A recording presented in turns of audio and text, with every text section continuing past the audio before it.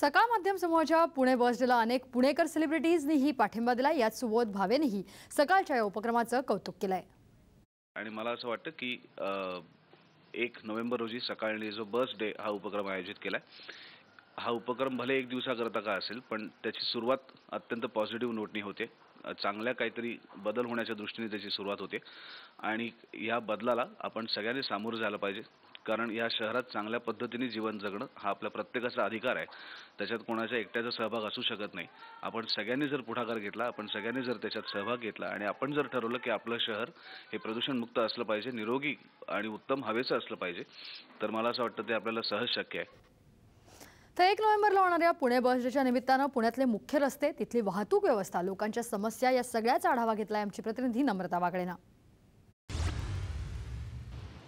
सकाळचे 10 वाजलेले आहेत। पुण्याच्या कोथरूड भागामधल्या सार्वजनिक वाहतूक व्यवस्थेचा केंद्रबिंदू समजल्या जाणाऱ्या कोथरूड डेपोच्या बाहेर आपण आता सध्या आहोत। 10ची वेळ ही शाळा, महाविद्यालय आणि नोकरीवर जाण्याची वेळ असते, त्यामुळे या भागामध्ये बसने प्रवास करणाऱ्या प्रवाशांची लगबग रस्त्यावरती वाढलेली आपल्याला दिसून येतं। कोथरूड भागामधून हडपसर, कोंढवा, अप्पर, स्वारगेट, सांगवी, कात्रज यासारख्या उपनगरांमध्ये बसेसची सेवा पुरवली जाते। त्याचप्रमाणे अहिरेगाव, पौड यासारख्या ग्रामीण भागामध्येही बसची सेवा पुरवली जाते। त्यामुळे कोथरूडमधून प्रवास करणाऱ्या प्रवाशांची संख्या ही लक्षणीय आहे। कोथरूडमधून बसेसना कायमच गर्दी असल्याचं चित्र दिसून आलेलं आहे। इथल्या लोकांची एकच समस्या आहे की अपुऱ्या बसेस आणि त्यामुळे बसेसना होणारी गर्दी। कोथरूड भागामधलं निवासीकरण हे गेल्या 10 वर्षांमध्ये फार वेगाने झालेलं आहे, त्यामुळे या भागामधली लोकसंख्या ही मोठ्या प्रमाणात वाढलेली आहे। त्यामुळे कोथरूडमधल्या बसेसना कायमच गर्दी असल्याचं चित्र दिसून आलेलं आहे। त्यामुळे कोथरूड डेपोकडे 190 बसेस ज्या 173 मार्गावर दिवसभरात 1000हून अधिक फेऱ्या देत असतात। सकाळी 5 वाजल्यापासून रात्री 12:30 पर्यंत या बसेसच्या फेऱ्या सुरू असतात, तरीही कोथरूडमधल्या नागरिकांसाठी ही सेवा अपुरीच पडते। कॅमेरामन संपत मोरेसह नम्रता वागळे, साम मराठी, पुणे। सकाळचे 10:30 वाजलेले आहेत। पुण्यातल्या वाहतुकीचं आणि वाहतूक कोंडीचं एक महत्त्वाचं केंद्र असलेला पौड फाट्यावरती आपण आता आहोत। माझ्या उजव्या बाजूला आपण बघू शकता कर्वे रस्ता आहे। कर्वे रस्त्यावरून येणारी मोठ्या प्रमाणातली वाहतूक या बाजूला आहे। कायमच इथे वाहतुकीची कोंडी झालेली असते। मोठ्या संख्येने दुचाकी आणि चारचाकी या रस्त्यावरती दिसून येतात। कर्वेनगर, वारजे, माळवाडी, उत्तम नगर या भागातून येणारी सर्व वाहतूक या पौड फाट्यावरनं पुण्याच्या मध्यवर्ती भागाकडे वाटचाल करत असते। त्याचप्रमाणे माझ्या डावीकडे तुम्ही बघू शकता पौड रस्ता आहे। पौड रस्त्यामध्ये कोथरूडचा संपूर्ण भागाकडून येणारी वाहतूक ही पुण्याच्या मध्यवर्ती भागाकडे जात असते। त्याचप्रमाणे पौड रस्ता हा मुळशी तालुक्याला आणि मुळशी तालुक्यापेक्षाही ताम्हिणी घाट, मुळशी घाट या भागांना पुणे शहराशी जोडणारा रस्ता आहे। त्यामुळे पुण्याच्या बाहेरून येणारी वाहतूक ही या रस्त्यावरून पुणे शहरामध्ये मार्गस्थ होत असते। त्यामुळे हे दोनही रस्ते कायमच गर्दीने खचाखच भरलेले असतात। या रस्त्यावरचं एकूणच चित्र आपण पाहिलं तर या रस्त्यावरती बस जी पुण्यातली सार्वजनिक वाहतूक व्यवस्था आहे PMPML, त्या PMPMLच्या बस अत्यंत कमी संख्येने दिसून आलेल्या आहेत। त्यामुळे रस्त्यावरची ही खासगी वाहनांची मक्तेदारी पाहिल्यास पुणेकर थोडेसे श्रीमंत झालेले आहेत किंवा थोडासा त्यांचा नाईलाज आहे असं म्हटल्यास वावगं ठरणार नाहीये। कॅमेरामन संपत मोरेसह नम्रता वागळे, साम मराठी, पुणे। पुण्याच्या कोथरूड भागामधल्या कर्वे पुतळा चौकामध्ये आपण आहोत। भारतरत्न महर्षी धोंडो केशव कर्वे यांच्या स्मरणार्थ या चौकाला नाव दिलेलं आहे। वाहतुकीच्या दृष्टीने हा चौक पाहता एक गजबजलेला चौक समजला जातो। या चौकामध्येही आपण पाहू शकता इतर चौकांपेक्षा काही वेगळी परिस्थिती नाहीये। दुचाकी, चारचाकी यांची संख्या मोठ्या प्रमाणात आहे आणि बसेस अगदी तुरळक प्रमाणामध्ये इथे दिसून येतात। परंतु ज्या बसेस आहेत त्या बसेसना गर्दी दिसून येते, कारण कोथरूडचा हा भाग मोठ्या प्रमाणात निवासी भाग आहे। त्याचप्रमाणे या भागामध्ये काही लहान IT फर्म्स, काही छोटा इंडस्ट्रियल एरियाज, त्यांच्या कंपन्या ह्या भागामध्ये मोठ्या प्रमाणात आहेत। त्यामुळे कोथरूडमधून हिंजवडी IT पार्कला जाणारा नागरिक असो किंवा कोथरूडमधून मगरपट्टा IT पार्कला जाणारा माणूस असो अथवा मध्यवर्ती भागामध्ये जाणारा माणूस असो, त्याला याच चौकामधून जावं लागतं किंवा कोथरूडचा बाहेरचा एरिया असो, हडपसर, कात्रज, निगडी या भागामधून कोथरूडमध्ये कामासाठी येणारा जो नागरिक आहे त्यालाही याच चौकामधून जावं लागतं। त्यामुळे वाहतुकीच्या दृष्टीने हा चौक एक गजबजलेला, वर्दळीचा आणि महत्त्वाचा चौक समजला जातो। एक मोठी समस्या या ठिकाणच्या नागरिकांना जी फेस करावी लागते ती आहे प्रदूषणाची। ध्वनी प्रदूषण असो, वायू प्रदूषण असो, त्याचा या भागामध्ये राहणाऱ्या नागरिकांना खूप मोठ्या प्रमाणामध्ये त्रास होतो किंवा इथल्या रस्त्यांची परिस्थिती असो त्याचाही वाहन चालकांच्या आरोग्यावरती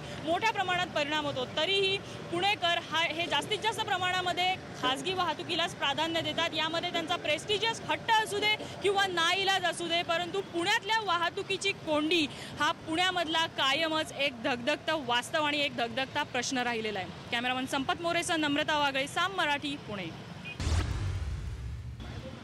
सकाळचे 11:15 झालेले आहेत। पुण्याच्या वारजे माळवाडी चौकामध्ये आपण आता आहोत। वाहतुकीच्या दृष्टीने हा चौक फार महत्त्वाचा ठरतो, कारण मुंबई बेंगलोर हायवे जो आहे तो या चौकामधून जातो। हायवेची बरीचशी वाहतूक जरी या उड्डाण पुलावरनं जात असली तरी सुद्धा या भागाच्या जवळच असलेली माळवाडी, उत्तम नगर, शिवने यासारखा भाग जो नुकताच महापालिकेच्या हद्दीमध्ये समाविष्ट करण्यात आलेला आहे, त्या भागातून मध्यवर्ती पुण्याकडे जाणारी जी वाहतूक आहे ती याच चौकामधून जाते। त्याचप्रमाणे उत्तम नगर, शिवने या भागामध्ये असलेल्या ज्या काही छोट्या कंपन्या आहेत त्या कंपन्यांमध्ये काम करणारा जो कामगार वर्ग आहे, जे स्किल्ड वर्कर्स ज्याला आपण म्हणतो, ते शहराच्या इतर भागामधून याच चौकाच्या थ्रू त्या उत्तम नगर किंवा शिवनेसारख्या गावठाण भागामध्ये जातो। उत्तम नगर, शिवने याच्या पुढचा जो भाग आहे, ज्या भागामध्ये नांदेडसारखी जी काही छोटे गावं आहेत, गावठाण ज्याला आपण म्हणू, टिपिकल गावठाण, तो भाग सुद्धा इकडे आहे। आणि त्या भागामध्ये मोठ्या प्रमाणात शिक्षण संस्था नाही आहेत किंवा मोठ्या कंपन्या नाही आहेत, आणि तिकडे राहणारा जो नागरिक आहे तो जो मध्यवर्ती भागामध्ये येत असतो त्याला सार्वजनिक वाहतूक व्यवस्था ही पुरेशी उपलब्ध नसल्यामुळे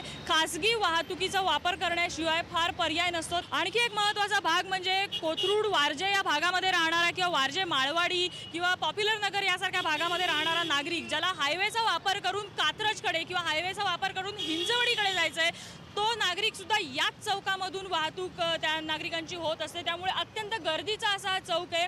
ॲक्सिडेंट प्रोन एरिया म्हणून याला समजलं जात होतं आजपर्यंत। असा हा महत्त्वाचा चौक आहे। इथे प्रदूषण सुद्धा फार मोठ्या प्रमाणात असतं आणि वाहतुकीचा अक्षरशः इथे बट्ट्याबोळ झालेला आढळून येईल। कॅमेरामन संपत मोरेसह नम्रता वागळे, साम मराठी, पुणे। पुण्याच्या सिंहगड रस्त्यावरच्या संतोष हॉलच्या चौकामध्ये आपण आत्ता आहोत। सिंहगड रस्ता हा पुण्यातल्या रहदारीच्या दृष्टीने एक महत्त्वाचा रस्ता समजला जातो। वाहतुकीचं प्रमाण या रस्त्यावरती फार मोठ्या प्रमाणात आहे। संतोष हॉलचा चौक हा त्या दृष्टीने एक महत्त्वाचा आहे। अत्यंत गर्दीचा, वर्दळीचा हा पॉईंट आहे। याचं एक महत्त्वाचं कारण म्हणजे माझ्या डाव्या हाताला असलेली सन सिटी नावाची वसाहत। सन सिटीकडे जाणारा चिंचोळा रस्ता आहे। हा रस्ता जरी चिंचोळा असला तरी अंतर्गत भागामध्ये खूप मोठ्या प्रमाणात गृहप्रकल्प आणि संकुलं झालेली आहेत। मोठ्या प्रमाणात लोकवस्ती वाढलेली आहे। त्यामुळे या भागातून सिंहगड रस्त्याकडे येणाऱ्या वाहनांची संख्या फार मोठी आहे। दुसरा एक या भागामधला वाहतूक वाढण्याचं कारण म्हणजे सिंहगड रोड हा याच भागाने सरळ हायवे क्रॉस करून जे गावठाण, जो ग्रामीण एरिया आहे त्या भागामध्ये जातो।